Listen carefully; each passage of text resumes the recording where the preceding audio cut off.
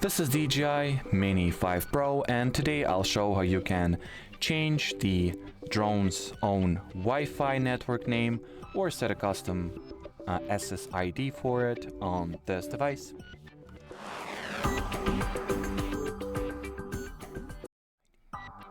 So, first step that you need to take is to make your way to the GoFly interface. From here, launch settings.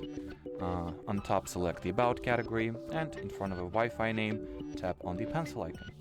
On the text field, the pop-up text field that follows, input the desired Wi-Fi network name, so I'll just name it Wi-Fi test for instance.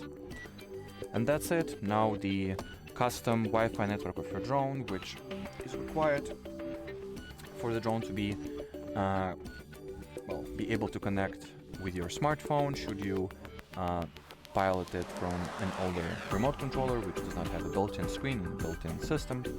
But anyway, that's how you change the drone's Wi-Fi name. And well, as far as this video goes, that'll be it. So thanks for watching, and bye bye.